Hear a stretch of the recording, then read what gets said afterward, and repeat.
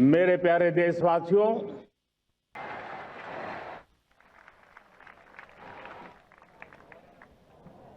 आजादी का ये महापर्व 140 करोड़ संकल्पों का पर्व है।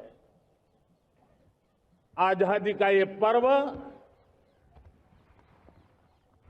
सामूहिक सिद्धियों का गौरव का पल है और हृदय उमंग से भरा हुआ है। देश एकता की भावना को निरंतर मजबूती दे रहा है।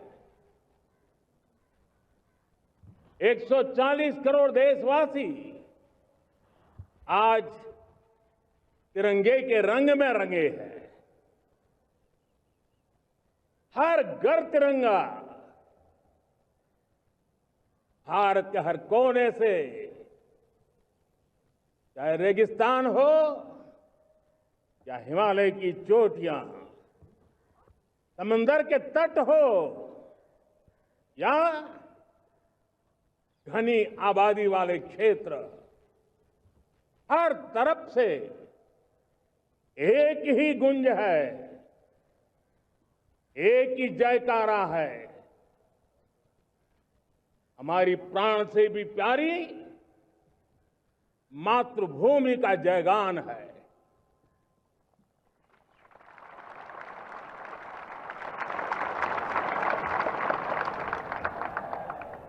मेरे प्यारे देशवासियों,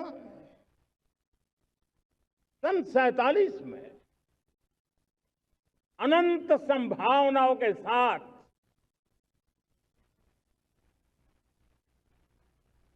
कोटि कोटि भुजाओं के सामर्थ्य के साथ हमारा देश आजाद हुआ। देश की आकांक्षाएं उड़ाने भर रही थी, लेकिन चुनौतियां उससे भी कुछ ज्यादा थी। पूज्य बापू के सिद्धांतों पर चलते हुए संविधान सभा के सदस्यों ने एक बहुत ही महत्वपूर्ण दायित्व निभाया। भारत का संविधान गत 75 वर्ष से एक प्रकाश स्तंभ बनकर के हमें मार्ग दिखाता रहा है। भारत के संविधान निर्माता अनेक विद महापुरुष डॉक्टर राजेंद्र प्रसाद, बाबा साहब आंबेडकर, पंडित नेहरू, सरदार वल्लभ भाई पटेल, डॉक्टर सर्वपल्ली राधाकृष्णन जी, इतना ही नहीं, हमारी नारी शक्ति का भी योगदान कम नहीं था। हंसा मेहता जी, दाक्षायणी, वेलायुधन जैसी विदुषियों ने भी भारत के संविधान को सशक्त करने में अपनी भूमिका निभाई थी। आज लाल किले की प्राचीर से देश का मार्गदर्शन करने वाले, देश को दिशा देने वाले संविधान के निर्माताओं को आदरपूर्वक नमन करता हूं।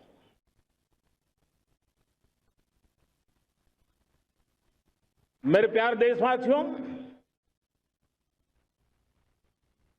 हम आज डॉक्टर श्यामा प्रसाद मुखर्जी की 125वीं जयंती भी मना रहे हैं। डॉक्टर श्यामा प्रसाद मुखर्जी भारत के संविधान के लिए बलिदान देने वाले देश के पहले महापुरुष थे। संविधान के लिए बलिदान,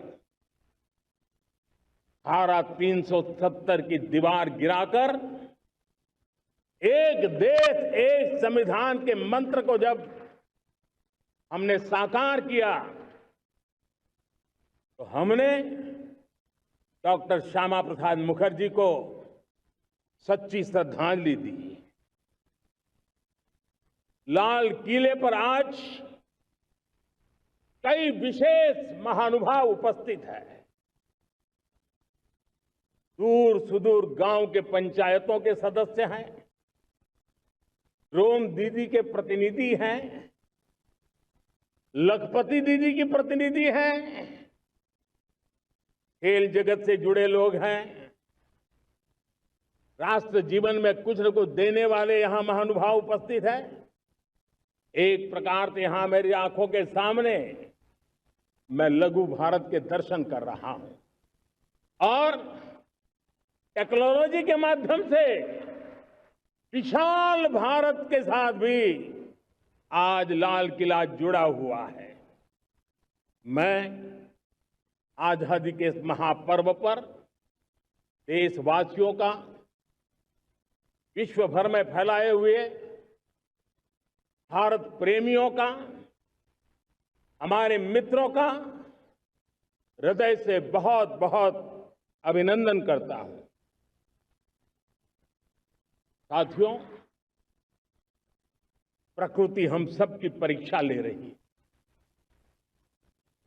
पिछले कुछ दिनों में प्राकृतिक आपदाएं, भूस्खलन, बादलों का फटना, न जाने कितनी कितनी आपदाएं हम झेल रहे हैं। पीड़ितों के साथ हमारी संवेदना है। राज्य सरकारें और केंद्र सरकार मिलकर के बचाव के काम, राहत के काम, पुनर्वसन के काम में पूरी शक्ति से जुटे हुए हैं। साथियों, आज 15 अगस्त का एक विशेष महत्व भी मैं देख रहा।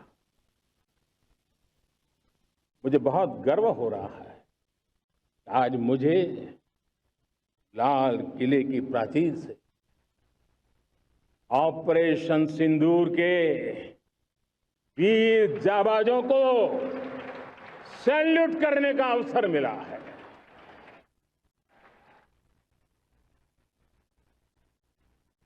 हमारे वीर जाबाज सैनिकों ने दुश्मनों को उनकी कल्पना से परे सजा दी है।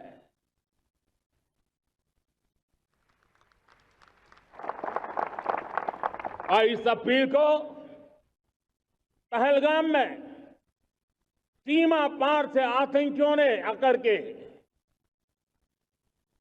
जिस प्रकार का कत्ले आम किया, धर्म पूछ करके लोगों को मारा गया। पत्नी के सामने पति को गोलियां दी, बच्चों के सामने अपने पिता को मौत के घाट उतार दिया गया। पूरा हिंदुस्तान आक्रोश से भरा हुआ था। पूरा विश्व भी इस प्रकार से संहार से चौंक गया था। मेरे प्यारे देशवासियों, ऑपरेशन सिंदूर उसी आक्रोश की अभिव्यक्ति है।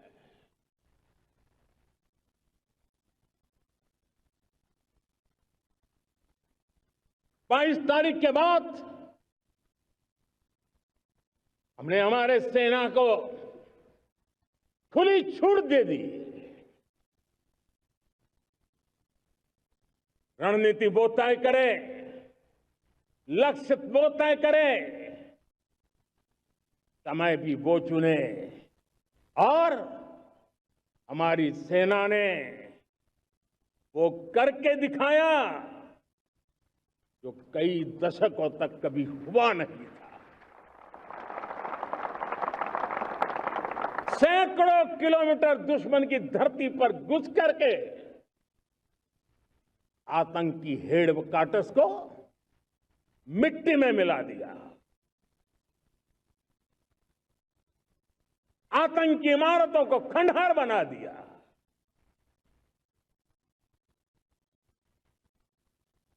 पाकिस्तान की नींद अभी भी उड़ी हुई है।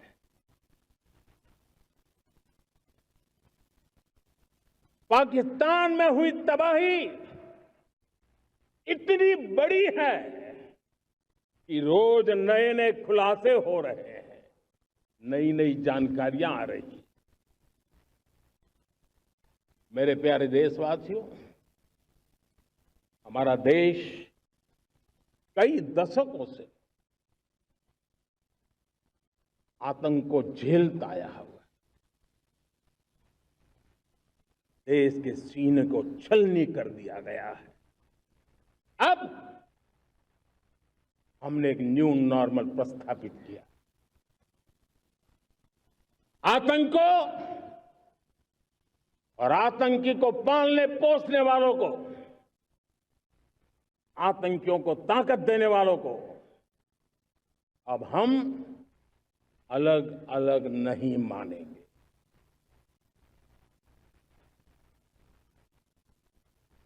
वो मानवता के समान दुश्मन है, उनके बीच कोई फर्क नहीं है। अब भारत ने तय कर लिया है कि न्यूक्लियर की धमकियों को अब हम सहने वाले नहीं हैं।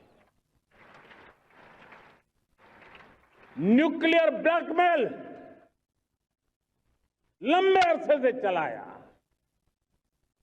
अब वो ब्लैकमेल नहीं सहा जाएगा।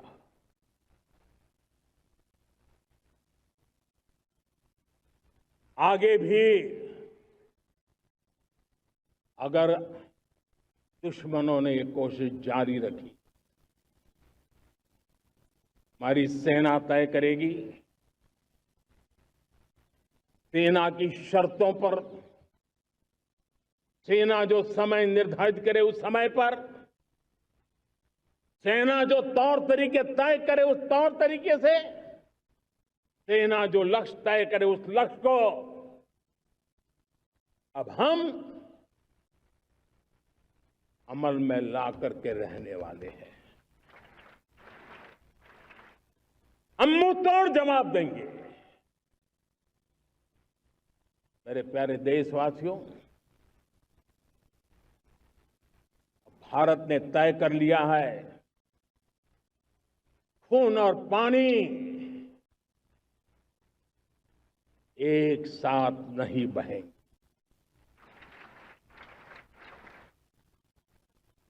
अब देशवासियों को भली भांति पता चला है कि सिंधु का समझौता कितना अन्यायपूर्ण है, कितना एक तरफा है। भारत से निकलती नदियों का पानी दुश्मनों के खेत को सींच रहा है और मेरे देश के किसान, मेरे देश की धरती पानी के बिना प्यासी है।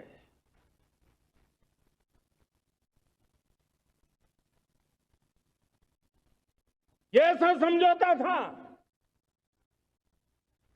इसलिए पिछले 7 दशक से मेरे देश के किसानों का अकल्पनीय नुकसान किया है।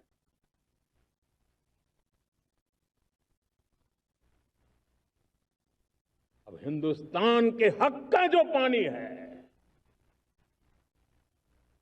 उस पर अधिकार सिर्फ और सिर्फ हिंदुस्तान का है, हिंदुस्तान के किसानों का है। भारत कतई हिंदू समझौते को, उस स्वरूप को दशकों तक सहा है, उस स्वरूप को आगे नहीं सहा जाएगा। किसान हित में, राष्ट्र हित में ये समझौता हमें मंजूर नहीं है। मेरे प्यारे देशवासियों, आजादी के लिए असंख्य लोगों ने बलिदान दी, अपनी जवानी खपा दी, जेलों में जिंदगी गुजारी है, फांसी के तख्त पर लटके हैं, कुछ लेने पाने बनने के लिए नहीं, भारतीय के स्वाभिमान के लिए, कोटि कोटि जनों की आजादी के लिए, गुलामी की जंजीरों को तोड़ने के लिए। और मन में एक ही भाव था, स्वाभिमान। साथियों, गुलामी ने हमें निर्धन बना दिया, गुलामी ने हमें निर्भर भी बना दिया, औरों पर हमारी निर्भरता बढ़ती गई। हम सब जानते हैं, आजादी के बाद कोटि कोटि जनों के पेट भरना बड़ी चुनौती थी। यही मेरे देश के किसान हैं जिन्होंने खून पसीना एक करके देश के अन्न के भंडार भर दिए।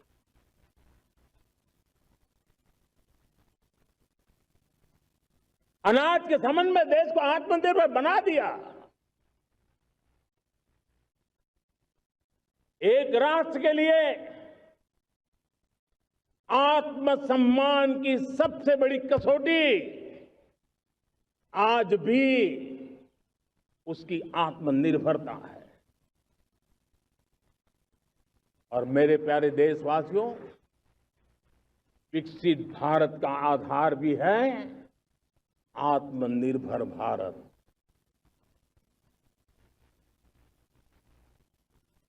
जो दूसरों पर ज्यादा निर्भर रहता है, उसकी आजादी पर उतना ही बड़ा प्रश्न चिन्ह लग जाता है। और दुर्भाग्य तो तब बन जाता है जब निर्भरता की आदत लग जाए, पता ही ना चले हम कब आत्मनिर्भरता छोड़ रहे हैं और कब किसी के निर्भर हो जाते हैं। ये आदत खतरे से खाली नहीं है और इसलिए प्रतिपल जागरूक रहना पड़ता है आत्मनिर्भर होने के लिए। और मेरे प्यारे देशवासियों, आत्मनिर्भरता का नाता सिर्फ आयात और निर्यात, रुपये, पैसे, पाउंड, डॉलर यहां तक सीमित नहीं है। इतना सीमित अर्थ उसका नहीं है। आत्मनिर्भरता का नाता हमारे सामर्थ्य से जुड़ा हुआ है। और जब आत्मनिर्भरता खत्म होने लगती है तो सामर्थ्य भी निरंतर क्षीण होता जाता है। और इसलिए हमारे सामर्थ्य को बचाए रखने, बनाए रखने और बढ़ाए रखने के लिए आत्मनिर्भर होना बहुत अनिवार्य है। साथियों, हमने ऑपरेशन सिंदूर में देखा है मेड इन इंडिया की कमाल क्या थी। दुश्मन को पता तक न चला कि कौन से शस्त्रास्त्र है, ये कौन सा सामर्थ्य है जो पलक भर में उनको नष्ट कर रहा है। सोचिए, अगर हम आत्मनिर्भर होते न होते तो क्या ऑपरेशन सिंदूर इतनी त्वरित गति से हम कर पाते? पता नहीं कौन सप्लाई देगा नहीं देगा, साजो सामान मिलेगा नहीं मिलेगा, इसी की चिंता बनी रहती। लेकिन हमें मेड इन इंडिया की शक्ति हमारे हाथ में थी, सेना के हाथ में थी। इसलिए बिना चिंता, बिना रुकावट, बिना हिचकिचाहट हमारी सेना अपना पराक्रम करती रही। और ये पिछले 10 साल से लगातार डिफेंस के क्षेत्र में आत्मनिर्भरता पर हम एक मिशन लेकर के चले हैं, उसके नतीजे आज नजर आ रहे हैं। साथियों, मैं एक और विषय पर आपका ध्यान आकर्षित करना चाहता हूं। ये बात से कोई इनकार नहीं कर सकता कि 21वीं सदी टेक्नोलॉजी ड्रिवन सेंचुरी है। और जब टेक्नोलॉजी ड्रिवन है और इतिहास की तरफ नजर करें तो पता है, इतिहास गवाह है, जिन जिन देशों ने टेक्नोलॉजी में महारत हासिल की, वो देश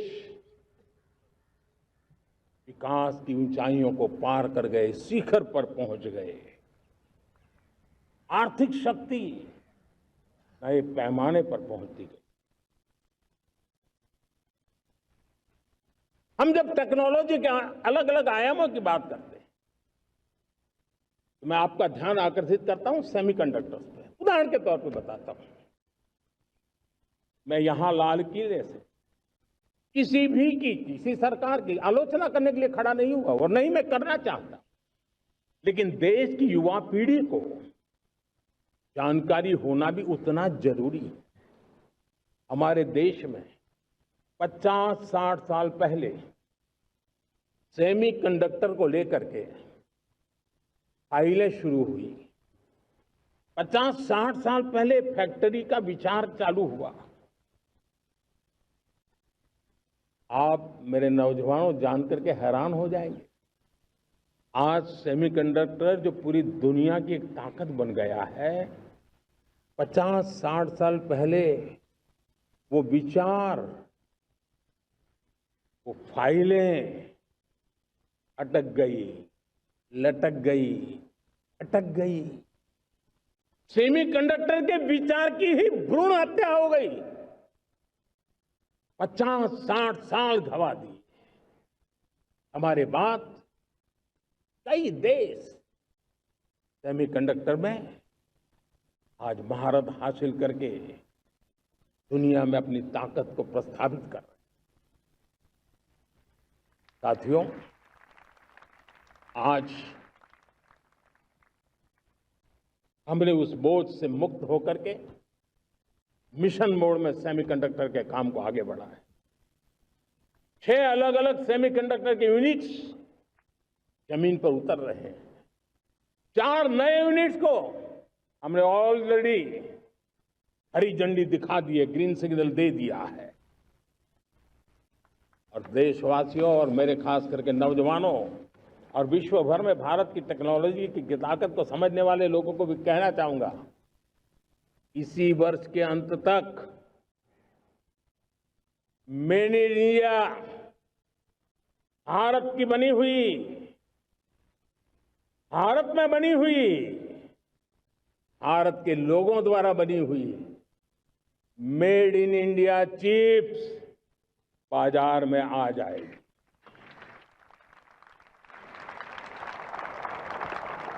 मैं दूसरा उदाहरण देना चाहता हूं। अब ऊर्जा के क्षेत्र में हम सब जानते हैं कि हम एनर्जी के लिए बहुत सारे देशों पर डिपेंडेंट है। पेट्रोल हो, डीजल हो, गैस हो, लाखों करोड़ रुपए हमें खर्च करके लाना पड़ता है। हमें इस संकट से देश को आत्मनिर्भर बनाना, ऊर्जा में आत्मनिर्भर बनाना बहुत जरूरी है।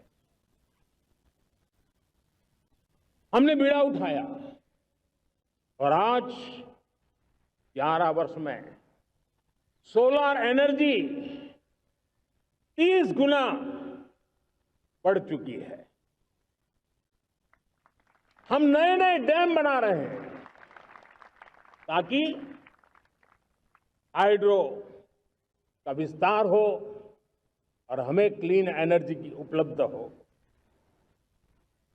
भारत मिशन ग्रीन हाइड्रोजन लेकर के आज हजारों करोड़ रुपए इन्वेस्ट कर रहा है। भविष्य की ऊर्जा को ध्यान में रख करके, ऊर्जा के क्षेत्रों को ध्यान में रख करके भारत न्यूक्लियर एनर्जी पर भी बहुत बड़े इनिशिएटिव ले रहा है। न्यूक्लियर एनर्जी में 10 नए न्यूक्लियर रिएक्टर तेजी से काम कर रहे हैं।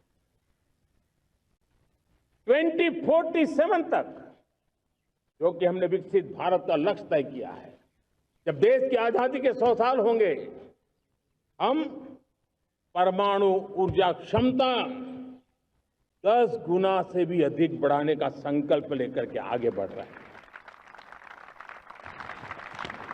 मेरे प्यारे देशवासियों, रिफॉर्म एक निरंतर प्रक्रिया है। समयानुकूल परिस्थिति के अनुसार रिफॉर्म करते जाना होता है। हम न्यूक्लियर एनर्जी के क्षेत्र में बहुत बड़े रिफॉर्म लेकर के आए। अब हमने प्राइवेट सेक्टर के लिए भी परमाणु ऊर्जा को उसके द्वार खोल दिए हैं। हम शक्ति को जोड़ना चाहते हैं। मेरे प्यारे देशवासियों, दुनिया जब आज ग्लोबल वार्मिंग को लिए चिंता करती है, तब मैं विश्व को भी बताना चाहता हूं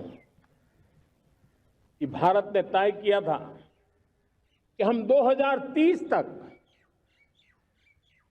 क्लीन एनर्जी भारत में 50% पहुंचा देंगे। ये लक्ष्य हमारा 2030 तक था। मेरे देशवासियों का सामर्थ्य देखिए, मेरे देशवासियों की संकल्प शक्ति देखिए, मेरे देशवासियों को विकसित भारत बनाने का संकल्प को पूर्ण करने के लिए उनकी दौड़ देखिए। हमने जो लक्ष्य 2030 में तय किया था, वो 50% क्लीन एनर्जी का लक्ष्य 2025 में हमने कर लिया। 5 साल पहले हमने अचीव कर लिया, क्योंकि विश्व के प्रति भी हम उतने ही संवेदनशील हैं, प्रकृति के प्रति भी उतने ही हम जिम्मेवार लोग हैं। मेरे प्यारे देशवासियों, बजट का बहुत बड़ा हिस्सा ये पेट्रोल, डीजल, गैस, इन सब को लाने के लिए खर्च होता था। लाखों करोड़ रुपए चले जाते थे। अगर हम ऊर्जा में डिपेंडेंट न होते तो वो धन मेरे देश के नौजवानों के भविष्य के लिए काम आता। वो धन मेरे देश के गरीबों को गरीबी के खिलाफ लड़ाई लड़ने में काम आता। वो धन मेरे देश के किसानों के कल्याण में काम आता। वो धन मेरे देश के गांव की परिस्थिति को पलटने के लिए काम आता। लेकिन हमें विदेशों को देना पड़ रहा। अब हम आत्मनिर्भर बनने की दिशा में काम कर रहे हैं। देश को विकसित बनाने के लिए हम अब समुद्र मंथन की तरफ भी जा रहे हैं। हमारे समुद्र के मंथन को आगे बढ़ाते हुए हम समुद्र के भीतर के तेल के भंडार, गैस के भंडार, उसको खोजने की दिशा में एक मिशन मोड में काम करना चाहते हैं। और इसलिए भारत ने national deep water exploration mission शुरू करने जा रहा है। ये ऊर्जा इंडिपेंडेंट बनने के लिए ये हमारी महत्वपूर्ण घोषणा है। मेरे प्यारे देशवासियों, आज पूरा विश्व क्रिटिकल मिनरल को लेकर के बहुत ही सतर्क हो गया है। उसके सामर्थ्य को लोग भली भांति समझने लगे हैं। कल तक जिस तरफ ज्यादा ध्यान नहीं था, वो आज सेंटर स्टेज पे है। हमारे लिए भी क्रिटिकल मिनरल्स में आत्मनिर्भरता बहुत अनिवार्य है। एनर्जी का सेक्टर हो, इंडस्ट्री का सेक्टर हो, रक्षा क्षेत्र हो, टेक्नोलॉजी के हर क्षेत्र हो, आज क्रिटिकल मिनरल्स की टेक्नोलॉजी के अंदर बहुत अहम भूमिका है। और इसलिए नेशनल क्रिटिकल मिशन हमने लॉन्च किया है। 1200 से अधिक स्थानों पर खोज का अभियान चल रहा है और हम क्रिटिकल मिनरल में भी आत्मनिर्भर बनने की दिशा में आगे बढ़ रहे हैं। मेरे प्यारे देशवासियों, स्पेस सेक्टर का कमाल तो हर देशवासी देख रहा, गर्व से भर जा रहा। और हमारे group captain Shubhanshu Shukla space station से लौट चुके हैं और आने वाले कुछ दिनों में वो भारत भी आ रहे हैं। हम स्पेस में भी अपने दम पर आत्मनिर्भर भारत गगनयान की तैयारी कर रहे हैं। हम अपने बलबूते पर हमारा अपना स्टेशन बनाने की दिशा में हम काम कर रहे हैं। और पिछले दिनों स्पेस में जो रिफॉर्म किए गए, मुझे बहुत गर्व हो रहा है। मेरे देश के 300 से ज्यादा स्टार्टअप्स आप सिर्फ और सिर्फ स्पेस सेक्टर में काम कर रहे हैं और उन 300 स्टार्टअप में हजारों नौजवान पूरे सामर्थ्य के साथ जुटे हैं। ये है मेरे देश के नौजवानों की ताकत और ये है हमारे देश के नौजवानों के प्रति विश्वास। मेरे प्यारे देशवासियों, 140 करोड़ भारतवासी 2047 में जब आजादी के 100 साल होंगे, विकसित भारत के संकल्प को परिपूर्ण करने के लिए पूरी ताकत से जुटे हैं। इस संकल्प की पूर्ति के लिए भारत आज हर सेक्टर में आधुनिक इकोसिस्टम तैयार कर रहा है और आधुनिक इकोसिस्टम हर क्षेत्र में हमारे देश को आत्मनिर्भर बनाएगा। आज मेरा लाल किले की प्राचीर से मेरे देश के युवा वैज्ञानिकों को, मेरे टैलेंटेड यूथ को, मेरे इंजीनियर्स को और प्रोफेशनल्स को और सरकार के हर विभागों को भी मेरा आह्वान है, क्या हमारा अपना made in India fighter jets के लिए जेट इंजन हमारा होना चाहिए कि नहीं होना चाहिए?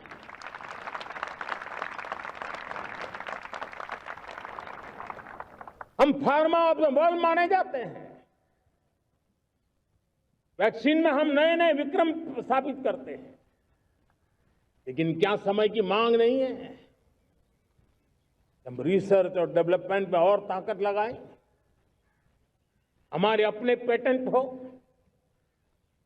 हमारी अपनी बनाई हुई मानव जात के कल्याण की सस्ते से सस्ती और सबसे कारगर नई नई दवाइयों की शोध हो, हर संकट में साइड इफेक्ट के बिना मानव जात के कल्याण में काम आए। बायो 3 पॉलिसी भारत सरकार ने बनाई है। मैं देश के नौजवानों को कहता हूं, आइए बायो 3 पॉलिसी का अध्ययन करके अब कदम उठाइए। देश का भाग्य बदलना है, आपका सहयोग चाहिए। मेरे प्यारे देशवासियों, आज आईटी का युग है, डेटा की ताकत है। क्या समय की मांग नहीं है? ऑपरेटिंग सिस्टम से लेकर के साइबर सुरक्षा तक, डीप टेक से लेकर के आर्टिफिशियल इंटेलिजेंस तक, सारी चीजें हमारी अपनी हो, इस पर हमारे ही लोगों का सामर्थ्य जुटा हुआ हो, उनकी सामर्थ्य शक्ति का विश्व को परिचय कराए। साथियों, आज दुनिया में सोशल मीडिया कहो, बाकी प्लेटफॉर्म कहो, दुनिया के प्लेटफॉर्म पर हम काम कर रहे हैं। दुनिया ने हमने दिखा दिया है, यूपीआई का हमारा प्लेटफॉर्म आज दुनिया को अजोबा कर रहा है। हमारे में सामर्थ्य है। रियल टाइम ट्रांजैक्शन में 50% अकेला भारत यूपीआई के माध्यम से कर रहा है। इसका मतलब की ताकत है। क्रिएटिव वर्ल्ड हो, सोशल मीडिया हो, ये जितने भी प्लेटफॉर्म्स हैं, मेरे देश के नौजवानों में चुनौती करता हूं आपको, आइए हमारे अपने प्लेटफॉर्म क्यों ना हो, हम क्यों दूसरों पर निर्भर रहे, क्यों भारत का धन बाहर जाए। और मुझे आपके सामर्थ्य पर भरोसा है। मेरे प्यारे देशवासी, जैसे ऊर्जा के क्षेत्र में हम डिपेंडेंट हैं, वैसा ही देश का दुर्भाग्य है कि फर्टिलाइजर, उसमें भी हमें दुनिया पर निर्भर रहना पड़ता है। मेरे देश के किसान भी फर्टिलाइजर का सही उपयोग कर करके धरती माता की सेवा कर सकते हैं। अनाप शनाप उपयोग से भी धरती मां को बहुत नुकसान पहुंचा रहे हैं। लेकिन साथ साथ मैं देश के नौजवानों को कहना चाहता हूं, देश के उद्योग जगत को कहना चाहता हूं, देश के प्राइवेट सेक्टर को कहना चाहता हूं, आइए हम फर्टिलाइजर के भंडार भर दें, हम नए नए तौर तरीके खोजें और भारत की आवश्यकता के अनुसार हम अपना फर्टिलाइजर तैयार करें। हम औरों पर निर्भर न रहे। साथियों, आने वाला युग ईवी का है। अब ईवी बैटरी क्या हम नहीं बनाएंगे? हम निर्भर रहेंगे? सोलर पैनल की बात हो, इलेक्ट्रिक व्हीकल्स के लिए जिन जिन चीजों की आवश्यकताएं हैं, वो हमारी अपनी होनी चाहिए। साथियों, मैं ये इसलिए कहने की हिम्मत करता हूं, क्यों? क्योंकि मुझे देश के नौजवानों के सामर्थ्य पर भरोसा है। और भरोसा सिर्फ वो मेरे देश के नौजवान है इतने मात्र से नहीं है। कोविड के समय हम बहुत सारी चीजों पर निर्भर थे। तो मेरे देश के नौजवानों को कहा गया कि वैक्सीन हमारी अपनी चाहिए, देश ने करके दिखाया। कोविन प्लेटफॉर्म हमारा अपना होना चाहिए, देश ने करके दिखाया। करोड़ों करोड़ों लोगों की जिंदगी बचाने का काम हमने किया है। वही स्पिरिट, वही जज्बा हमें जीवन के हर क्षेत्र में आत्मनिर्भर बनने के लिए अपना सब कुछ देना है। अपना जो बेस्ट है वो हमें दे करके रहना है। साथियों, पिछले 11 साल में एंटरप्रेन्योरशिप, उद्यमशीलता को बहुत बड़ी ताकत मिली। आज लाखों स्टार्टअप्स टियर 2, टियर 3 सिटी में देश की अर्थशक्ति को, देश के इनोवेशन को ताकत दे रहे हैं। उसी प्रकार से मुद्रा योजना से हमारे देश के करोड़ों नौजवान, उसमें भी हमारी बेटियां, करोड़ों करोड़ों लोग मुद्रा से लोन लेकर के अपना खुद का कारोबार कर रहे हैं।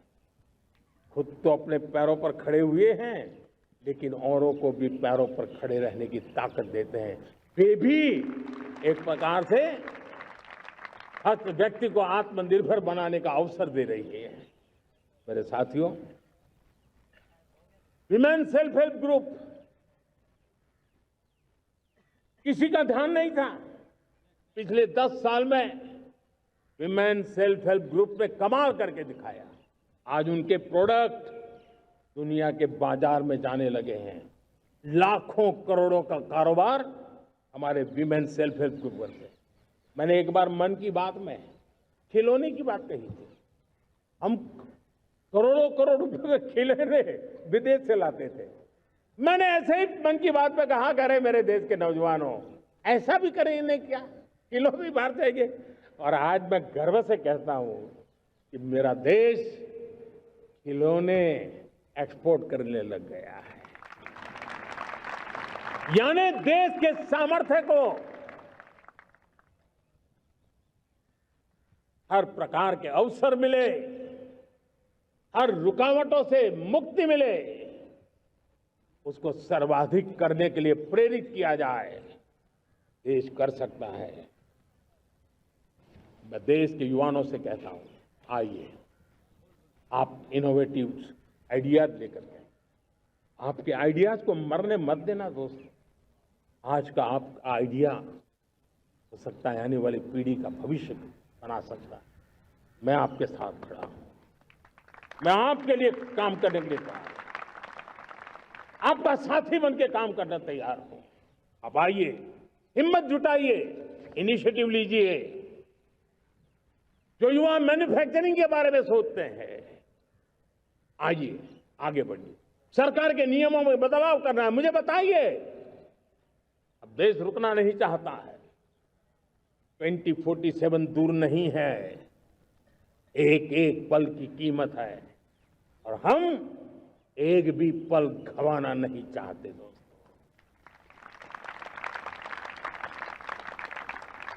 साथियों,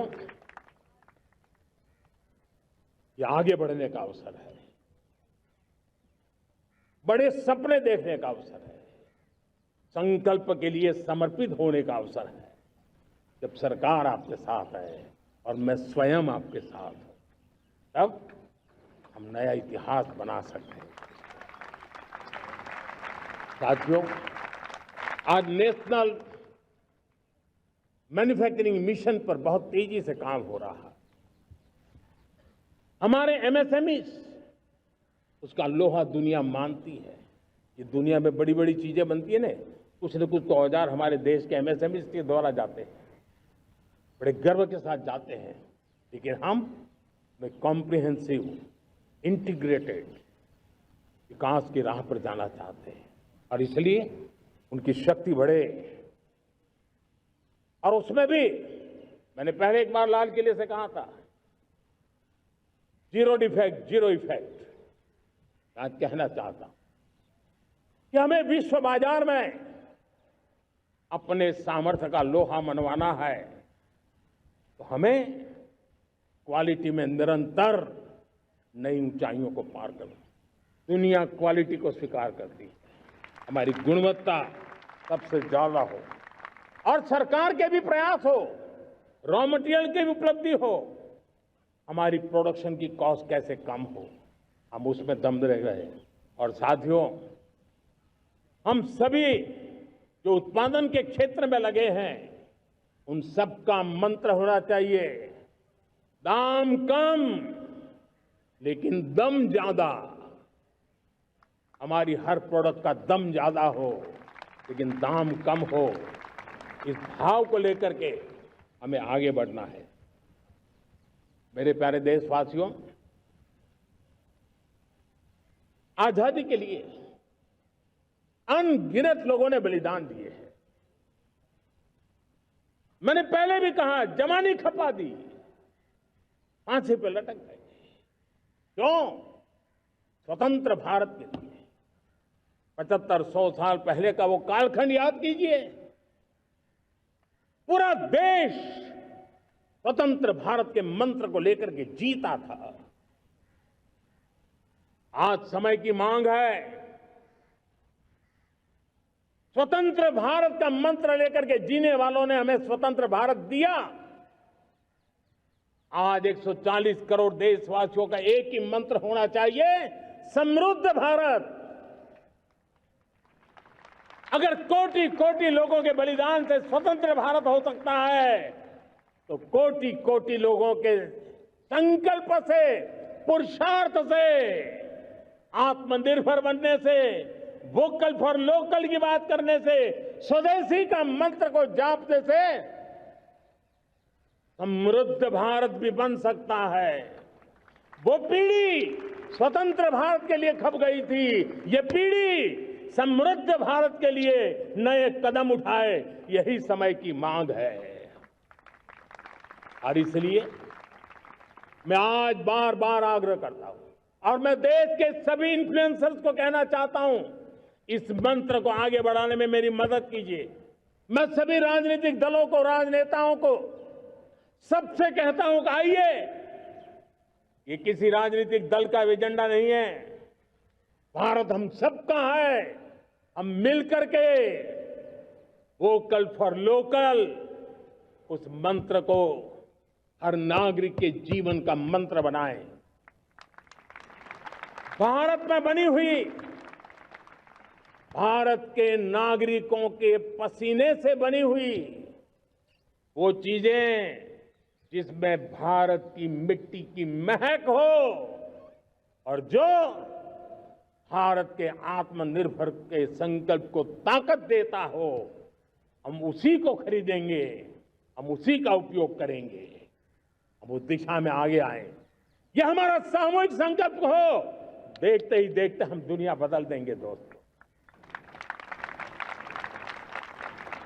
मैं आज हर छोटे मोटे व्यापारी को, दुकानदार से आग्रह करना चाहता हूं, आपकी भी जिम्मेवारी है।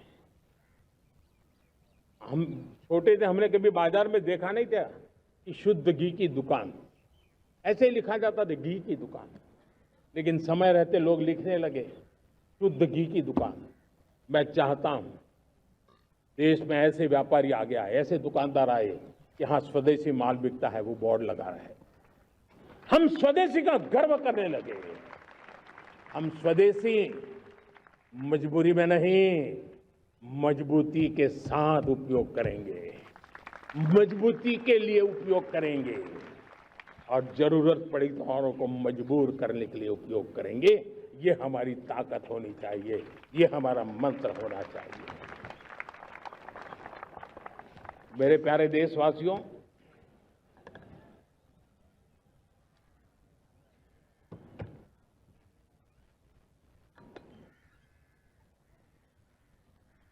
मुझे बहुत लंबे समय से सरकार में काम करने का अवसर मिला है। मैंने कई सारे उतार चढ़ाव देखे हैं। सरकारों की मुसीबतों से भी मैं परिचित हूं, व्यवस्थाओं की मर्यादाओं से भी परिचित हूं। लेकिन उसके बावजूद भी हमारी जिम्मेवारी है कि हम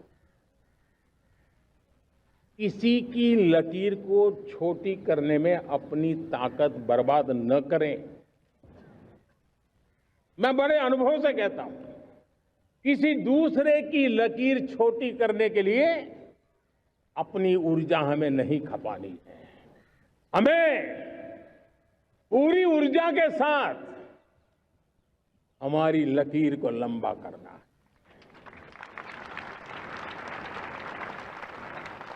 हम अगर अपनी लकीर लंबी करते हैं तो दुनिया भी हमारा लोहा मानेगी। आज जब वैश्विक परिस्थितियों में आर्थिक स्वार्थ दिनों दिन बढ़ रहा है,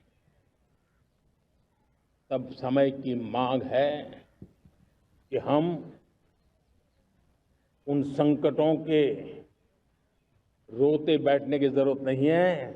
हिम्मत के साथ हम अपनी लकीर को लंबी करें। और मैं 25 साल के शासन के अनुभव से कह सकता हूं, अगर ये रास्ता हमने चुन लिया, हर किसी ने चुन लिया, तो फिर कोई स्वार्थ हमें अपनी चंगुल में नहीं फंसा सकता है। मेरे प्यारे देशवासियों, बीता दशक रिफॉर्म, परफॉर्म, ट्रांसफॉर्म कर रहा है। लेकिन अब हमें और नई ताकत से जुड़ना है। पिछले दिनों हमने कई रिफॉर्म्स किए, एफडीआई हो, इंश्योरेंस कंपनी की बात हो, विश्व की यूनिवर्सिटीज को भारत के अंदर स्थान देने की बात हो, कई रिफॉर्म्स किए हैं। 40,000 से ज्यादा अनावश्यक कंप्लायंसेस को हमने खत्म किया है। इतना ही नहीं, 1500 से अधिक पुराने कानून जो बाबा आदम के जमाने के थे, उन सबको हमने खत्म कर दिया है। हमने दर्जनों कानूनों को सरल करने के लिए संसद में जाकर के जनता के हितों को सर्वोपरि रख करके बदलाव किए हैं। इस बार भी हो हल्ला के बीच लोगों तक बात पहुंची नहीं होगी, लेकिन एक बहुत बड़ा रिफॉर्म इनकम टैक्स एक्ट में हुआ है। करीब 280 से ज्यादा धाराएं हमने समाप्त करने का निर्णय किया है। और साथियों, सिर्फ आर्थिक मोर्चे पर ही रिफॉर्म नहीं, हमने नागरिक के जीवन को भी आसान बनाने के लिए रिफॉर्म किए। इनकम टैक्स रिफंड की बात हो, रिफॉर्म का परिणाम है। फेसलेस असेसमेंट की बात हो, रिफॉर्म का परिणाम है। 12 लाख तक आज इनकम टैक्स से मुक्ति दे देना, देश का जो भविष्य बनाने में उत्सुक है, ऐसा मेरा मध्यम वर्ग का परिवार आज खुला नहीं समा रहा है। कभी किसी ने सोचा नहीं था कि 12 लाख रुपए तक का इनकम टैक्स पर जीरो कर दिया जाएगा। आज कर लिया है। जब देश का सामर्थ्य बढ़ता है तो देशवासियों को लाभ मिलता है। अंग्रेजों के जमाने से दंड संहिता में हम दबे पड़े थे, दंड का भय दिखा करके जीवन चल रहा था। 75 साल आजादी के ऐसे ही गए। हमने दंड संहिता को खत्म कर दिया, न्याय संहिता को ले आए हैं। न्याय संहिता में भारत के नागरिक के प्रति विश्वास का भाव है, भारत के नागरिक के अंदर अपनेपन का भाव है, संवेदनशीलताओं से भरा हुआ है। हमने रिफॉर्म की यात्रा को तेज करने के लिए बीड़ा उठाया। हम बहुत तेजी से आगे बढ़ना चाहते हैं। मैं चाहता हूं देशवासियों, देश के लिए कर रहा हूं, मैं मेरे लिए नहीं कर रहा हूं, किसी का बुरा करने के लिए नहीं कर रहा हूं। मेरे राजनीतिक दल, मेरे प्रतिस्पर्धी साथी भी देश की इस उज्जवल भविष्य के लिए आगे आए, हमारा साथ दें। स्ट्रक्चरल रिफॉर्म्स की बात हो, रेगुलेटरी रिफॉर्म्स की बात हो, पॉलिसी रिफॉर्म की चर्चा हो, प्रोसेस रिफॉर्म की चर्चा हो, प्रोसीड्यूरल रिफॉर्म्स करने की जरूरत हो, हर प्रकार के रिफॉर्म्स ये आज हमने मकसद बना करके चले हैं। और मेरे प्यारे देशवासियों, नेक्स्ट जनरेशन रिफॉर्म्स के लिए हमें एक टास्क फोर्स गठित करने का निर्णय किया है। ये टास्क फोर्स समय सीमा में इस काम को पूरा करे, वर्तमान नियम, कानून, नीतियां, रीतियां 21वीं सदी के अनुकूल, वैश्विक वातावरण में अनुकूल और भारत को 2047 में विकसित राष्ट्र बनाने के संदर्भ में नए सिरे से तैयार हो और उसका समय सीमा में अपना कार्य पूरा करने के लिए इस टास्क फोर्स की रचना की है। साथियों, ये रिफॉर्म के कारण जो नए लोग अपना भविष्य बनाने चाहते हैं उनको तो हिम्मत मिलेगी। हमारे स्टार्टअप्स हो, हमारे लघु उद्योग हो, हमारे गृह उद्योग हो, उन उद्यमियों को उनकी कंप्लायंस कॉस्ट बहुत कम हो जाएगी और उसके कारण उनको एक नई ताकत मिलेगी। जो एक्सपोर्ट की दुनिया में उनको लॉजिस्टिक सपोर्ट के कारण, व्यवस्थाओं में बदलाव के कारण उनको एक बहुत बड़ी ताकत मिलेगी। साथियों, ऐसे ऐसे कानून हैं हमारे देश में, छोटी छोटी चीजों के लिए जेल में डालने के कानून है। आप हैरान हो जाएंगे, किसी ने नजर नहीं दौड़ाई। मैं पीछे लगा हूं, ये मेरे देश के नागरिकों को जेल में बंद करने वाले जो अनावश्यक कानून है वो खत्म होने चाहिए। हम संसद में पहले भी बिल लाए थे, इस बार भी लेके आए हैं। साथियों, इस दिवाली में आपकी डबल दिवाली का काम मैं करने वाला हूं। इस दिवाली में आपको एक बहुत बड़ा तोहफा देशवासियों को मिलने वाला है। पिछले 8 साल से हमने जीएसटी का बहुत बड़ा रिफॉर्म किया। पूरे देश में टैक्स के बर्डन को कम किया, टैक्स की व्यवस्थाओं को सरल किया और 8 साल के बाद समय की मांग है कि हम एक बार उसको रिव्यू करें। हमने एक हाई पावर कमेटी को बिठा करके रिव्यू शुरू किया, राज्यों से भी विचार विमर्श किया और मेरे प्यारे देशवासियों, हम नेक्स्ट जनरेशन जीएसटी रिफॉर्म्स लेकर के आ रहे हैं। ये दिवाली के अंदर आपके लिए तोहफा बन जाएंगे। सामान्य मानवीय की जरूरतों के टैक्स भारी मात्रा में कम कर दिए जाएंगे। बहुत बड़ी सुविधा बढ़ेगी। हमारे एमएसएमई, हमारे लघु उद्यमी, इनको बहुत बड़ा लाभ मिलेगा। रोजमर्रा की चीजें बहुत सस्ती हो जाएगी और उससे इकोनॉमी को भी एक नया बल मिलने वाला है। मेरे प्यारे देशवासियों, आज देश तीसरी बड़ी इकोनॉमी बनने के लिए समय है, तेज गति से आगे बढ़ रहा है। हम दरवाजे खटखटा रहे हैं और बहुत तेजी से हम उसको अचीव भी कर लेंगे। और कोई तो दिन होगा, मैं आपके बीच आकर के लाल किले की प्राचीर से ये खबर भी सुनाऊंगा।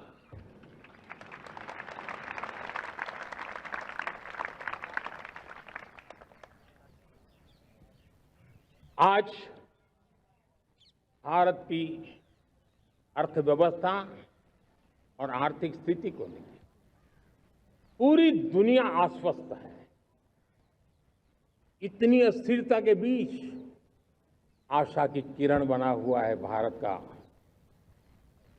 फाइनेंशियल डिसिप्लिन, भारत की फाइनेंस की ऊर्जा। संकट के घेरे में जब अर्थव्यवस्था पड़ी हुई है, तब भारत ही उसे बाहर निकलेगा, ये भरोसा दुनिया में पनपा है। आज इन्फ्लेशन कंट्रोल में है, फॉरेन एक्सचेंज रिजर्व हमारे बहुत मजबूत है, हमारे मैक्रो इकोनॉमिक इंडिकेटर्स बहुत मजबूत है। ग्लोबल रेटिंग एजेंसी भी लगातार भारत की सराहना करती हैं, भारत की अर्थव्यवस्था पर ज्यादा से ज्यादा विश्वास व्यक्त कर रही है। ये बढ़ती हुई अर्थव्यवस्था का लाभ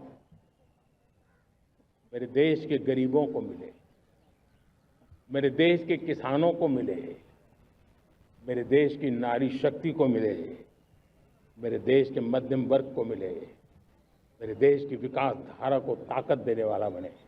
उस दिशा में हम नए नए प्रयास करें। आज युवाओं के लिए नए नए सेक्टर्स में हमारे नौजवानों के लिए अवसर बन रहे हैं।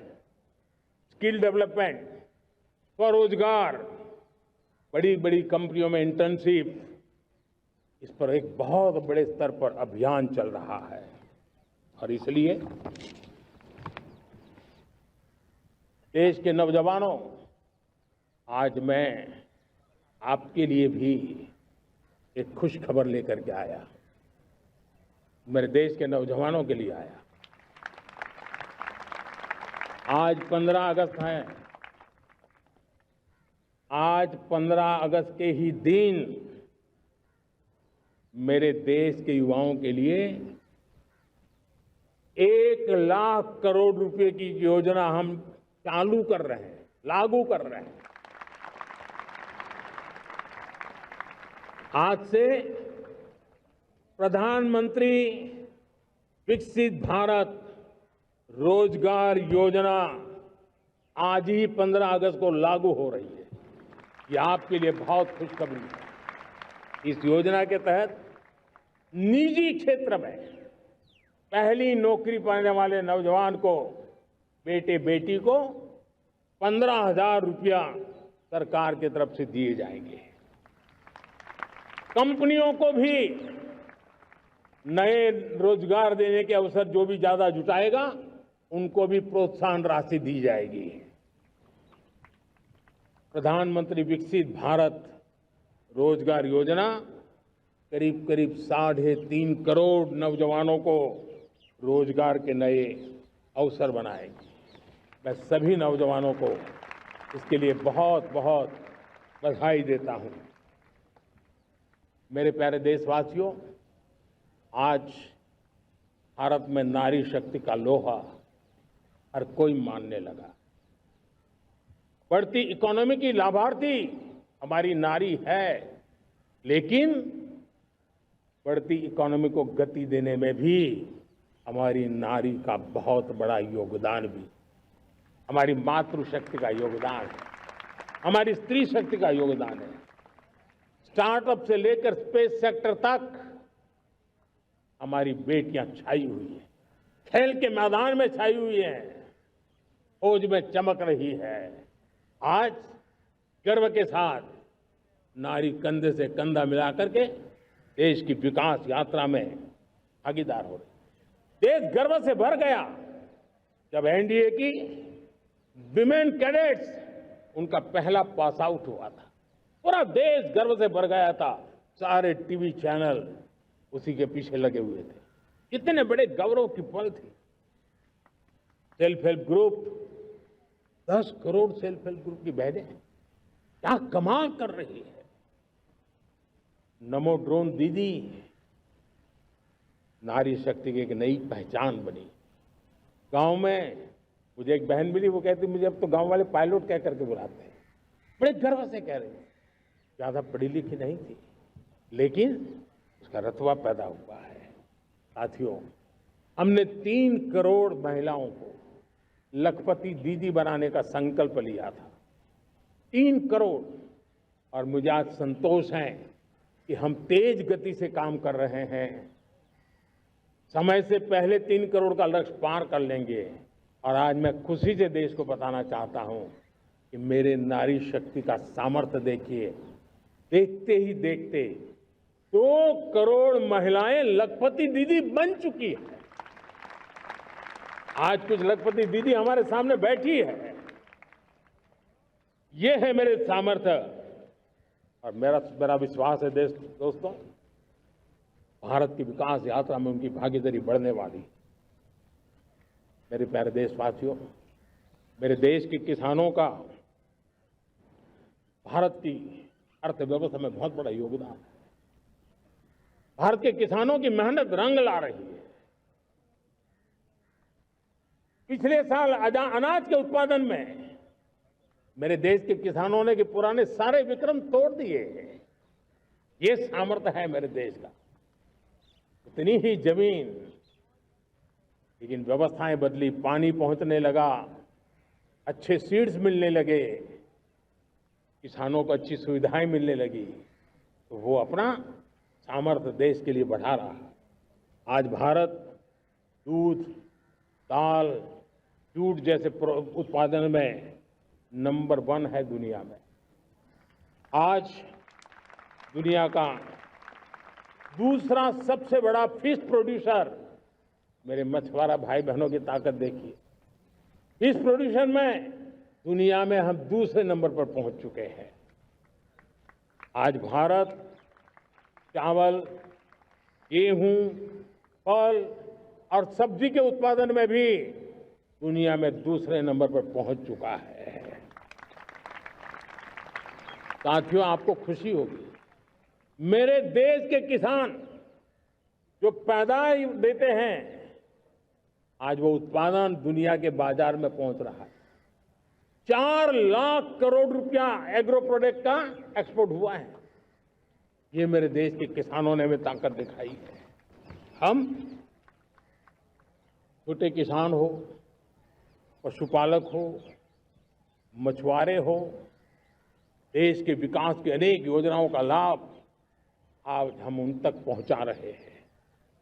पीएम किसान सम्मान निधि हो, रेन वाटर हार्वेस्टिंग हो, सिंचाई की योजनाएं हो, क्वालिटी सीड्स हो, फर्टिलाइजर की आवश्यकता हो, हर क्षेत्र में आज, और किसान को एक भरोसा हो गया है फसल बीमा का, वो साहसिक बना रहा है, उसका परिणाम भी देश को मिल रहा है। जो पहले कल्पना की बात थी आज हकीकत बन गई है। देशवासियों, हमारे देश के पशुधन को बचाने के हमें कोविड की वैक्सीन मुफ्त में मिली, वो तो याद है, लेकिन हम पशुधन के लिए भी अब तक 125 डोज मुफ्त में पशुओं को लगा चुके हैं। फूट एंड माउथ डिसीज से मुक्ति पाने के लिए, जो हमारा यहाँ उत्तर भारत में उसे खुरपका मुंहपका बीमारी कहते हैं, उससे बचाने के लिए 125 करोड़ डोज हम लगा चुके हैं और मुफ्त में लगा चुके हैं। हम खेती के मामले में देश के वो जिले जहां के किसान औरों से पीछे रह गए, किसी न किसी कारण से 100 जिले ऐसे हैं जहां अपेक्षाकृत कम खेती है, और इसलिए हमने 100 जिले आइडेंटिफाई किए हैं पूरे देश में से, और वहां के किसानों को एम्पावर करना, किसानों को शक्ति देना, किसानों को मदद करने का एक अभियान चलाया है। और इसके लिए पीएम धन धान्य कृषि योजना का आरंभ किया है। पीएम धन धान्य कृषि योजना वो देश के 100 जिले जहां थोड़ी सी भी मदद कर देंगे तो वहां का किसान भी भारत के अन्य किसानों की बराबरी कर देगा। मेरे प्यारे देशवासियों, भारत के किसान, भारत के पशुपालक, भारत के मछुआरे, ये हमारी सबसे बड़ी प्राथमिकता है। भारत के किसान, भारत के मछुआरे, भारत के पशुपालक, उनसे जुड़ी किसी भी अहितकारी नीति के आगे मोदी दीवार बन के खड़ा है।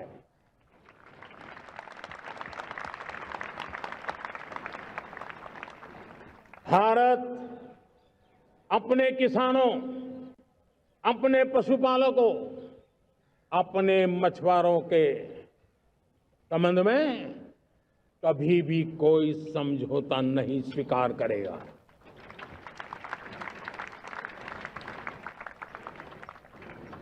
प्यारे देशवासियों, गरीबी क्या होती है मुझे किताबों में पढ़ना नहीं पड़ा है, मैं जानता, सरकार में भी रहा हूं, और इसलिए मेरी कोशिश रही है कि सरकार फाइलों में नहीं होनी चाहिए। सरकार देश के नागरिकों की लाइफ में होनी चाहिए। दलित हो, पीड़ित हो, शोषित हो, वंचित हो, उनके लिए सकारात्मक रूप से सरकारें प्रोएक्टिव हो, सरकारें प्रो पीपल हो, उस दिशा में हम निरंतर प्रयास कर रहे हैं।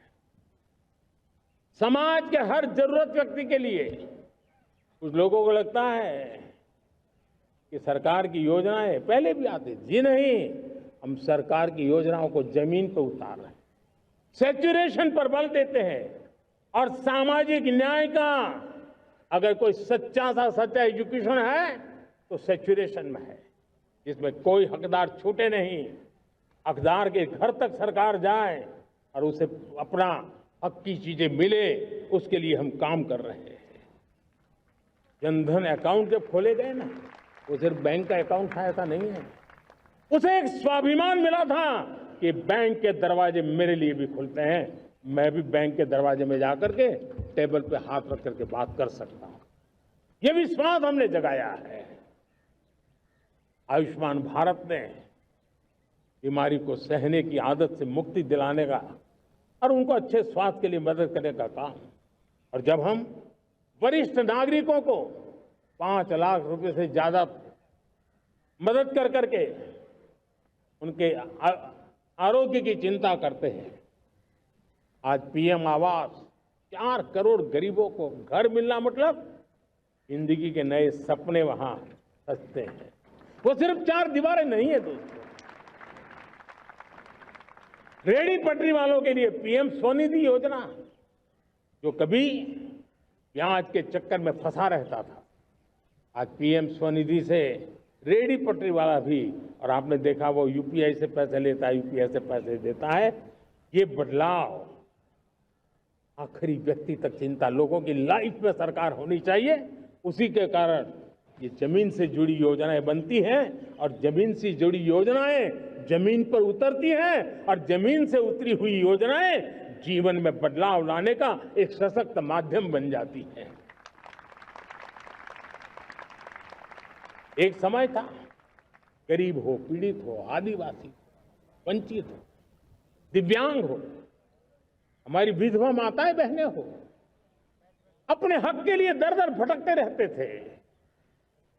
सरकारी दफ्तरों में चक्कर लगाते लगाते जिंदगी पूरी हो जाती। आज सरकार आपके दरवाजे पर आती है, सैचुरेशन के अप्रोच को लेकर के आती है। करोड़ों लाभार्थियों को सरकारी योजनाओं का लाभ मिल रहा है। डायरेक्ट बेनिफिट ट्रांसफर एक बहुत बड़ा क्रांतिकारी काम हुआ है। साथियों, गरीबी हटाओ के नारे देश ने बहुत सुने हैं, लाल किले से भी सुने, और देश सुन सुन करके थक गया था और देश ने मान लिया था कि गरीबी हट नहीं सकती है। लेकिन जब हम योजनाओं को गरीब के घर तक ले जाते हैं, विश्वास को गरीब के मन में हम पैदा करते हैं, तब मेरे देश के 25 करोड़ गरीब गरीबी को परास्त कर करके, गरीबी से बाहर निकल करके एक नया इतिहास बनाते हैं। आज 10 करोड़ गरीब और 10 वर्ष में 25 करोड़ से ज्यादा गरीब गरीबी को परास्त कर करके गरीबी से बाहर निकले हैं और एक न्यू मिडिल क्लास तैयार हुआ है। मेरे साथियों, ये न्यू मिडिल क्लास और मिडिल क्लास एक ऐसी जुगलबंदी है जिसमें एस्पिरेशन भी है, एफर्ट भी है। वो देश को आगे बढ़ाने के लिए बहुत बड़ा सामर्थ्य बनने वाली है। मेरे प्यारे देशवासियों, बहुत ही निकट भविष्य में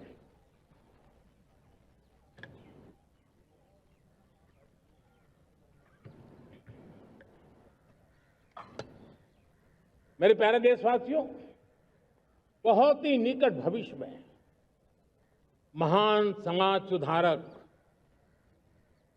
महात्मा ज्योतिबा फुले जी की 200वीं जयंती आ रही है।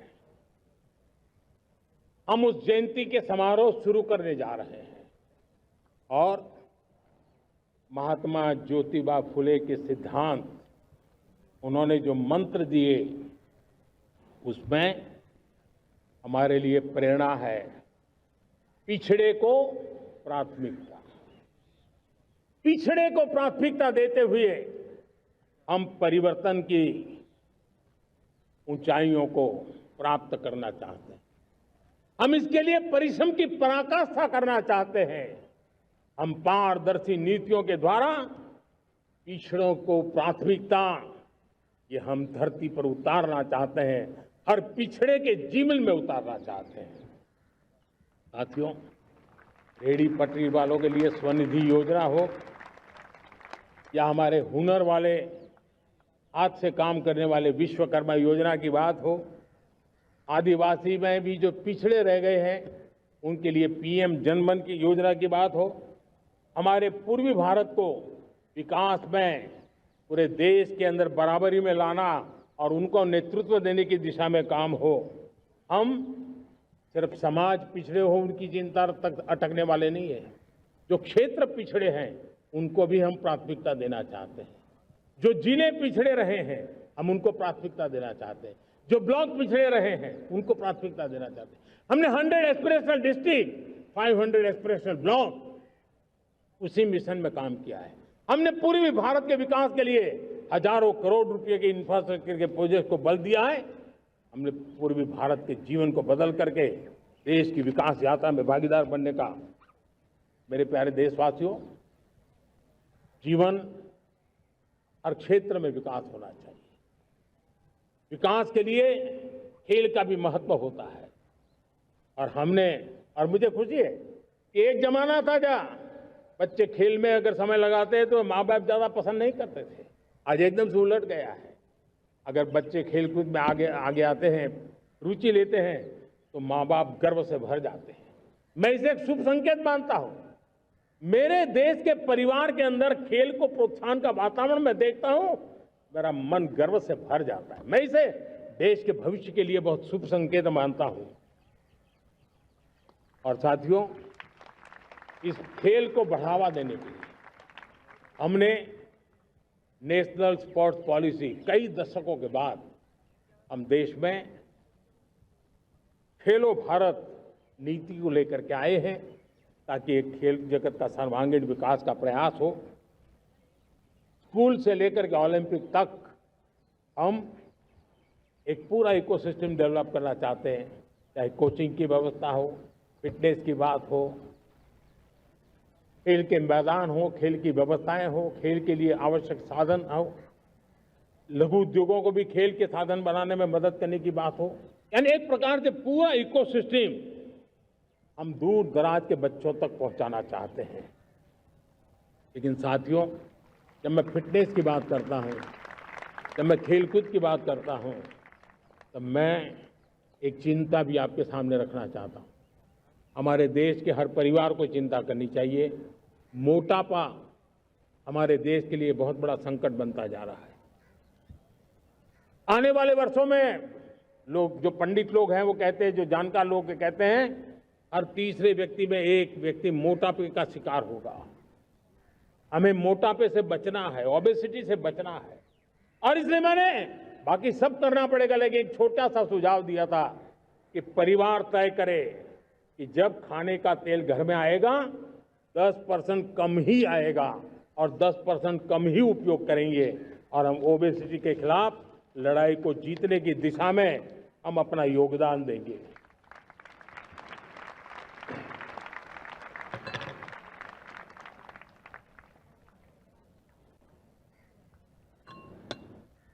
मेरे प्यारे देशवासियों, हमारा देश भाग्यवान है। हजारों साल की विरासत के हम धनी हैं, और वो हमें निरंतर ऊर्जा मिलती है, प्रेरणा मिलती है, त्याग और तपस्या की राह मिलती है। आज गुरु तेग बहादुर, यह वर्ष गुरु तेग बहादुर जी का 350वां शहीदी वर्ष है। देश की संस्कृति की रक्षा, भारत के मूल्यों की रक्षा के लिए उन्होंने अपना सब कुछ न्योछावर कर दिया। मैं आज उनको नमन करता हूं। साथियों, हमारी संस्कृति की ताकत हमारी विविधता है। हम विविधता को सेलिब्रेट करना चाहते हैं। हम विविधता को सेलिब्रेट करने की आदत बनाना चाहते हैं। यह हमारा गौरव है कि हमारा भारत माँ का यह बगीचा कितने विविध प्रकार के फूलों से सजा हुआ है, कितनी विविधताएं हैं। ये विविधता हमारे लिए एक बहुत बड़ा, हमारी विरासत है, बहुत बड़ा गौरव है। हमने प्रयागराज के महाकुंभ में देखा भारत की विविधता को कैसे जिया जाता है। एक स्थान पर करोड़ों लोग, एक ही भाव, एक ही प्राण, एक ही प्रयास, दुनिया के लिए बहुत बड़ा अजूबा है। महाकुंभ की वो सफलता भारत की एकता की, भारत के सामर्थ्य की दुहाई देती है। साथियों, हमारा देश भाषाओं की विविधता से बहुत ही भरा हुआ है, पुलकित है। और इसीलिए हमने मराठी, असमिया, बांग्ला, पाली, प्राकृत को क्लासिकल लैंग्वेज का दर्जा दिया है। और मेरा मत है, हमारी भाषाएं जितनी विकसित होगी, हमारी सभी भाषाएं जितनी समृद्ध होगी, हमारे नॉलेज के सिस्टम को भी उतना ही बल मिलने वाला है। और हमारी वो ताकत है। आज जब डेटा का जमाना है ना, तो ये ताकत दुनिया के लिए भी बड़ी ताकत बन सकती है। इतना सामर्थ्य हमारी लैंग्वेज में। हमें हमारी सभी भाषाओं पर गर्व होना चाहिए। हमारी सभी भाषाओं के विकास के लिए हर किसी ने बनते हुए प्रयास करना चाहिए। साथियों, पांडुलिपि में हमारे ज्ञान के भंडार पड़े हैं, लेकिन उसके प्रति उदासीनता रही है। इस बार हमने ज्ञान भारतम योजना के तहत देश भर में जहां भी हस्तलिखित ग्रंथ है, जहां पांडुलिपियां हैं, सदियों पुराने जो दस्तावेज हैं, उनको खोज खोज करके आज की टेक्नोलॉजी का उपयोग करते हुए उस ज्ञान की समृद्धि को आने वाली पीढ़ियों के लिए काम आए, उस दिशा में काम कर रहे हैं। मेरे प्यारे देशवासियों, हमारा स्पष्ट मत है, यह देश सिर्फ सरकारें नहीं बनाती है, ये देश राज सत्ता पर विराजमान लोग ही नहीं बनाते हैं, ये देश शासन की धुरा संभालने वाले नहीं बनाते हैं। ये देश बनता है कोटि कोटि जनों के पुरुषार्थ से, ऋषियों के, मुनियों से, वैज्ञानिकों के, शिक्षकों के, किसानों के, जवानों के, सेना के, मजदूरों के, हर किसी के प्रयास से देश बनता है। हर किसी का योगदान होता है, व्यक्ति का भी होता है, संस्थाओं का भी होता है। आज मैं बहुत गर्व के साथ एक बात का जिक्र करना चाहता हूं। आज से 100 साल पहले एक संगठन का जन्म हुआ, राष्ट्रीय स्वयंसेवक संघ। 100 साल की राष्ट्र की सेवा एक बहुत ही गौरवपूर्ण स्वर्णिम पृष्ठ है। व्यक्ति निर्माण से राष्ट्र निर्माण के संकल्प को लेकर के 100 साल तक मां भारती का कल्याण का लक्ष्य लेकर के लक्षावधि स्वयंसेवकों ने मातृभूमि के कल्याण के लिए अपना जीवन समर्पित किया है। सेवा, समर्पण, संगठन और अप्रतिम अनुशासन, ये जिसकी पहचान रही है, ऐसा राष्ट्रीय स्वयंसेवक संघ दुनिया का ये सबसे बड़ा एनजीओ है। एक प्रकार से 100 साल का उसका समर्पण का इतिहास है। आज लाल किले की प्राचीर से 100 साल की इस राष्ट्र सेवा की यात्रा में योगदान करने वाले सभी स्वयंसेवकों को आदरपूर्वक स्मरण करता हूं और देश गर्व करता है राष्ट्रीय स्वयंसेवक संघ की इस 100 साल की भव्य समर्पित यात्रा को, और हमें प्रेरणा देता रहेगा। मेरे प्यारे देशवासियों, हम समृद्धि की ओर जा रहे हैं, लेकिन समृद्धि का रास्ता सुरक्षा से गुजरता है। पिछले 11 वर्षों में राष्ट्र सुरक्षा, राष्ट्र रक्षा, राष्ट्र के नागरिकों की रक्षा, इन सभी मोर्चों पर हमने पूरे समर्पण भाव से काम किया है। हम बदलाव लाने में सफल हुए हैं। यह देश जानता है कि हमारे देश का बहुत बड़ा जनजातीय क्षेत्र नक्सलवाद की चपेट में, माओवाद की चपेट में पिछले कई दशकों से लहूलुहान हो चुका था। सबसे ज्यादा नुकसान मेरे आदिवासी परिवारों को हुआ। आदिवासी माताओं बहनों ने अपने सपने के होनहार बच्चों को खो दिया। नौजवान बेटे गलत रास्ते पर खींच लिए गए, भटकाए गए, उनकी जीवन को तबाह कर दिया गया। हमने फौलादी हाथ से काम लिया। एक समय था, कभी 125 से ज्यादा जिलों में नक्सलवाद अपनी जड़ें जमा चुका था।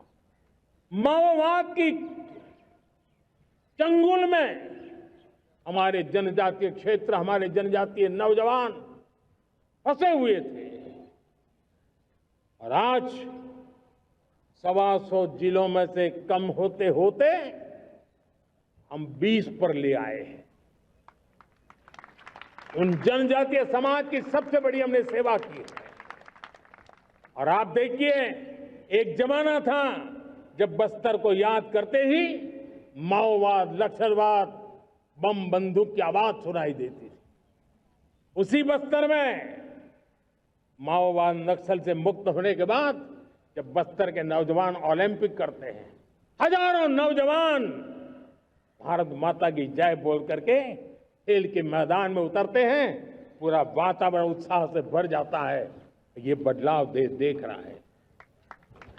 जो क्षेत्र कभी रेड कॉरिडोर के रूप में जाने जाते थे, वो आज विकास के ग्रीन कॉरिडोर बन रहे हैं। साथियों, हमारे लिए गर्व की बात है, भारत के नक्शे में जिन क्षेत्रों को लहूलुहान कर दिया गया था, लाल रंग से रंग दिया गया था, हमने वहां संविधान, कानून और विकास का तिरंगा फहरा दिया है। मेरे प्यारे देशवासियों,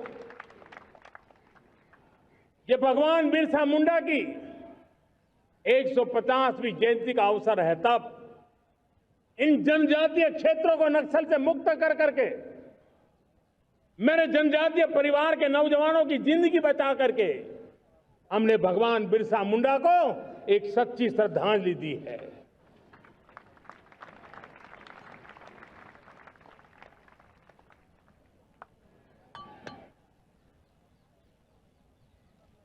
मेरे प्यारे देशवासियों, मैं आज देश के सामने एक चिंता, एक चुनौती के संबंध में आगाह करना चाहता हूं। षड्यंत्र के तहत, सोची समझी साजिश के तहत देश की डेमोग्राफी को बदला जा रहा है। एक नए संकट के बीज बोए जा रहे हैं। और ये घुसपैठिए मेरे देश के नौजवानों की रोजी रोटी छीन रहे हैं। एक घुसपैठिए मेरे देश की बहन बेटियों को निशाना बना रहे हैं। ये बर्दाश्त नहीं होगा। ये घुसपैठिए भोले भाले आदिवासियों को भ्रमित करके उनकी जमीनों पर कब्जा कर रहे हैं। ये देश सहन नहीं करेगा। और इसलिए मेरे प्यारे देशवासियों, जब डेमोग्राफी परिवर्तन होता है, सीमावर्ती क्षेत्रों में डेमोग्राफी में परिवर्तन होता है, तब राष्ट्रीय सुरक्षा के लिए संकट पैदा होता है। देश की एकता, अखंडता और प्रगति के लिए ये संकट पैदा, सामाजिक तनाव के बीज बो देता है। और कोई देश अपना देश घुसपैठियों के हवाले नहीं कर सकता है। दुनिया का कोई देश नहीं कर सकता है, तो हम भारत को कैसे कर सकते हैं? हमारे पूर्वजों ने त्याग और बलिदान से आजादी पाई है, हमें स्वतंत्र भारत दिया है। उन महापुरुषों के प्रति हमारा कर्तव्य है कि हम हमारे देश में ऐसी हरकतों को स्वीकार न करें। उनकी सच्ची श्रद्धांजलि होगी। और इसलिए मैं आज लाल किले की प्राचीर से कहना चाहता हूं, हमने एक हाई पावर्ड डेमोग्राफी मिशन शुरू करने का निर्णय किया है। ये मिशन, इस मिशन के द्वारा ये जो भीषण संकट नजर आ रहा है, भारत पे मंडरा रहा है जो संकट है, उसको निपटाने के लिए तय समय में सुविचारित, सुनिश्चित रूप से अपने कार्य को करेगा। उस दिशा में हम आगे बढ़ रहे हैं। मेरे प्यारे देशवासियों, कल जन्माष्टमी का पावन पर्व है।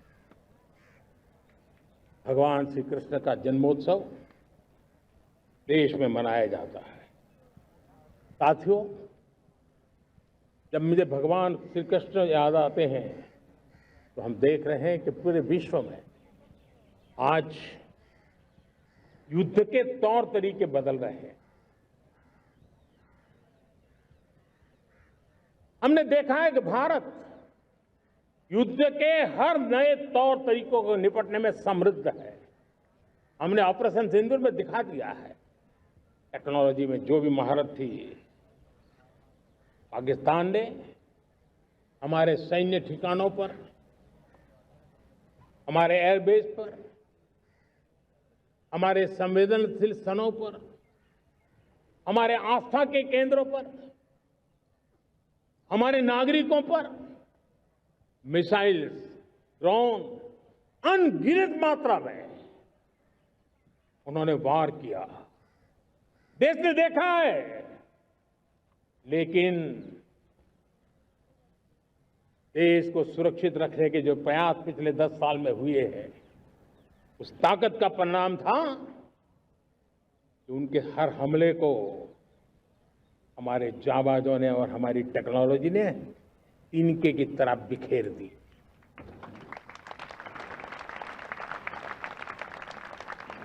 रत्ती भर नुकसान नहीं कर पाए।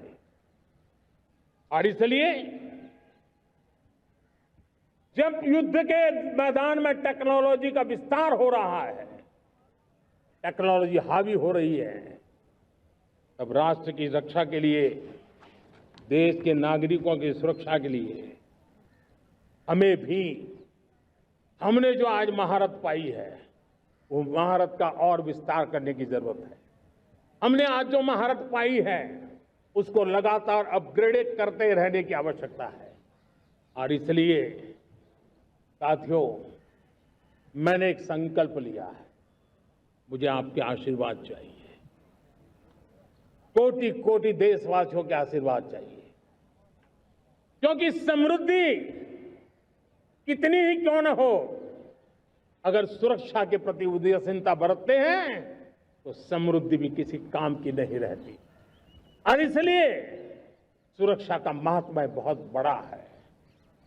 और इसलिए मैं आज लाल किले की प्राचीर से कह रहा हूं, आने वाले 10 साल में 2035 तक राष्ट्र के सभी महत्वपूर्ण स्थलों, जिनमें सामरिक के साथ साथ सिविलियन क्षेत्र भी शामिल है, जैसे अस्पताल हो, रेलवे हो, जो भी आस्था के केंद्र हो, उन्हें टेक्नोलॉजी के नए प्लेटफॉर्म द्वारा पूरी तरह सुरक्षा का कवच दिया जाएगा। ये सुरक्षा का कवच लगातार विस्तार होता जाए, देश का हर नागरिक सुरक्षित महसूस करे। किसी भी प्रकार की टेक्नोलॉजी हम पर वार करने आ जाए, हमारी टेक्नोलॉजी उससे बेहतर सिद्ध हो। और इसलिए आने वाले 10 साल 2035 तक मैं ये राष्ट्रीय सुरक्षा कवच का विस्तार करना चाहता हूं, मजबूती देना चाहता हूं, आधुनिक बनाना चाहता हूं। और इसलिए भगवान श्री कृष्ण से प्रेरणा पाकर के हमने श्री कृष्ण का जो सुदर्शन चक्र था, उस सुदर्शन चक्र की राह को चुना है। आप में से बहुत लोगों को याद होगा, जब महाभारत की लड़ाई चल रही थी, श्री कृष्ण ने अपने सुदर्शन चक्र से सूर्य के प्रकाश को रोक दिया था और दिन में ही अंधेरा कर दिया था। सूर्य प्रकाश को सुदर्शन चक्र से रोक दिया था। और तब अर्जुन ने जो शपथ ली थी जयद्रथ का वध करने की, उस प्रतिज्ञा को अर्जुन पूर्ण कर पाए थे। वो सुदर्शन चक्र के पराक्रम और रणनीति का परिणाम था। अब देश सुदर्शन चक्र मिशन लॉन्च करेगा। .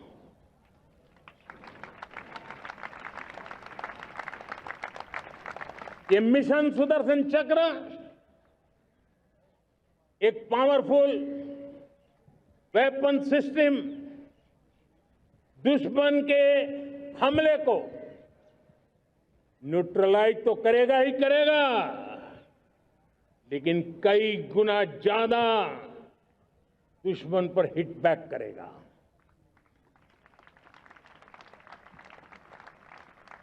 हमने भारत के इस मिशन सुदर्शन चक्र के लिए कुछ मूलभूत बातें भी तय की है। आने वाले 10 सालों में हम उसको प्रखरता से आगे बढ़ाना चाहते हैं। एक तो ये पूरी आधुनिक सिस्टम, इसके लिए रिसर्च, डेवलपमेंट, उसकी मैन्युफैक्चरिंग हमारे देश में ही हो, हमारे देश के नौजवानों के टैलेंट से हो, हमारे देश के लोगों के द्वारा बनी। दूसरा, एक ऐसी व्यवस्था होगी जो वॉरफेयर के हिसाब से भविष्य में क्या क्या संभावनाएं हैं उसका हिसाब किताब लगा करके +1 की स्ट्रेटेजी वर्कआउट करेगी। और तीसरा, सुदर्शन चक्र की एक ताकत थी, वो बहुत ही प्रिसाइज, जहां जाना था वहीं जाता था और वापस श्री कृष्ण के पास लौट के आता था। हम इस सुदर्शन चक्र के द्वारा भी टारगेटेड प्रिसाइज एक्शन के लिए भी व्यवस्था को विकसित करने की दिशा में आगे बढ़ेंगे। और इसलिए युद्ध के बदलते तौर तरीकों में राष्ट्र की सुरक्षा, नागरिकों की सुरक्षा के लिए मैं बड़े प्रतिबद्धता के साथ इस कार्य को आगे बढ़ाने के लिए वचन देता हूं। मेरे प्यारे देशवासियों, जब हम लोकतंत्र की बात करते हैं, स्वतंत्र भारत की बात करते हैं, तब हमारा संविधान हमारे लिए सर्वोच्च दीप स्तंभ होता है, हमारा प्रेरणा का केंद्र होता है। लेकिन आज से 50 साल पहले भारत के संविधान का गला घोंट दिया गया था, भारत के संविधान के पीठ पे छुरा भोंक दिया गया था, देश को जेल खाना बना दिया गया था, आपातकाल लगा दिया गया था, इमरजेंसी थोप दी गई थी। इमरजेंसी के 50 साल हो रहे हैं। देश की किसी भी पीढ़ी ने संविधान की हत्या के इस पाप को कभी भूलना नहीं चाहिए। संविधान की हत्या करने वाले पापियों को नहीं भूलना चाहिए। और हमें भारत के संविधान के प्रति अपने समर्पण को और मजबूती देते आगे बढ़ना चाहिए। वो हमारी प्रेरणा है। मेरे प्यारे देशवासियों, मैंने इसी लाल किले से पंच प्रण की बात कही थी। मैं आज लाल किले से फिर से एक बार मेरे देशवासियों का पुनः स्मरण जरूर करना चाहता हूं। विकसित भारत बनाने के लिए न हम रुकेंगे, न हम झुकेंगे। हम परिश्रम की पराकाष्ठा करते रहेंगे और अपनी आंखों के सामने 2047 में विकसित भारत बना करके रहेंगे। मेरे प्यारे देशवासियों, हमारा दूसरा प्रण है कि हम हमारे जीवन में, हमारी व्यवस्थाओं में, हमारे नियम कानून परंपराओं में गुलामी का एक भी कण अब बचने नहीं देंगे। हम हर प्रकार की गुलामी से मुक्ति पाकर के ही रहेंगे। मेरे प्यारे देशवासियों, हम अपनी विरासत पर गर्व करेंगे। हमारी पहचान का सबसे बड़ा आभूषण, सबसे बड़ा गहना, सबसे बड़ा मुकुटमणि हमारी विरासत है। हम विरासत का गर्व करेंगे। मेरे प्यारे देशवासियों, इन सब के लिए एकता, ये मंत्र सबसे बड़ा शक्तिशाली मंत्र है। और इसलिए एकता की डोर को कोई काट न सके, ये हमारा सामूहिक संकल्प होगा। मेरे प्यारे देशवासियों, मां भारती के प्रति कर्तव्य निभाना ये पूजा से कम नहीं है, तपस्या से कम नहीं है, आराधना से कम नहीं है। और उसी भाव से हम सब मातृभूमि के कल्याण के लिए परिश्रम की पराकाष्ठा करते हुए 2047 विकसित भारत के लक्ष्य को पार करने के लिए अपने आप को अपा देंगे, अपने आप को झोंक देंगे। जो भी सामर्थ्य है, कोई भी अवसर को छोड़ेंगे नहीं। इतना ही नहीं, नए अवसरों को निर्माण करेंगे और निर्मित करने के बाद हम 140 करोड़ देशवासियों के सामर्थ्य से आगे बढ़ते ही रहेंगे, बढ़ते ही रहेंगे, बढ़ते ही रहेंगे। मेरे प्यारे देशवासियों, हमें याद रखना है, 140 करोड़ देशवासियों को याद रखना है, परिश्रम में जो तपा है, परिश्रम में जो तपा है, उसने ही तो इतिहास रचा है। परिश्रम में जो तपा है, उसने ही तो इतिहास रचा है। जिसने फौलादी चट्टानों को तोड़ा है, जिसने फौलादी चट्टानों को तोड़ा है, उसने ही समय को मोड़ा है। जिसने फौलादी चट्टानों को तोड़ा है, उसने ही समय को मोड़ा है। और समय को मोड़ देने का भी,